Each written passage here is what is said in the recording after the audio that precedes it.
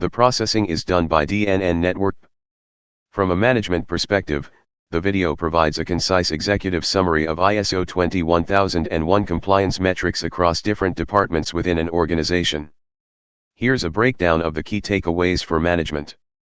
Pradeep K. Suri, AI/ML Architect. Overall compliance status. The pie chart on the right, compliance distribution, offers a high-level view of the overall compliance status.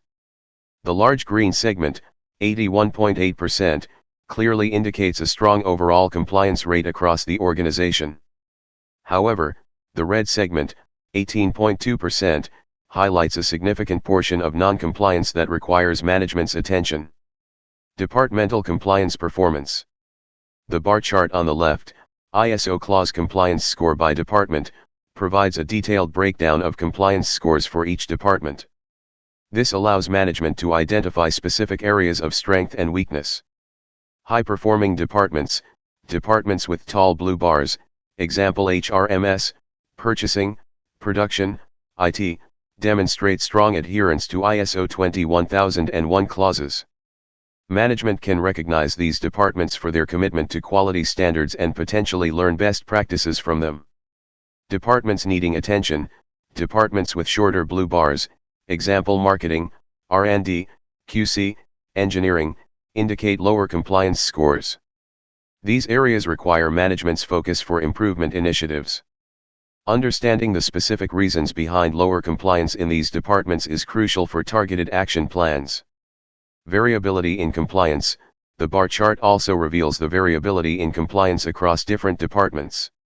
This highlights that a uniform approach to quality management might not be sufficient, and tailored strategies for specific departments might be necessary. Strategic implications for management. Resource allocation. Management can use this data to strategically allocate resources towards departments with lower compliance to facilitate improvement efforts. Risk management. The 18.2% non-compliance represents a potential risk.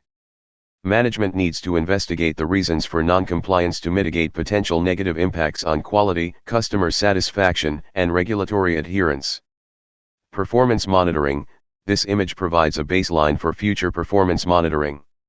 Tracking these metrics over time will allow management to assess the effectiveness of improvement initiatives and ensure sustained compliance. Communication and accountability.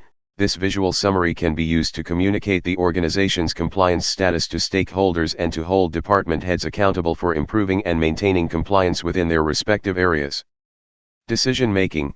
The data presented in this image supports informed decision-making regarding quality management strategies, training programs, and process improvements.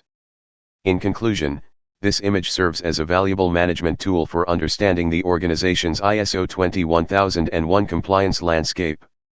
It enables management to identify areas of strength and weakness, allocate resources effectively, mitigate risks, and drive continuous improvement in quality management practices. Thank you.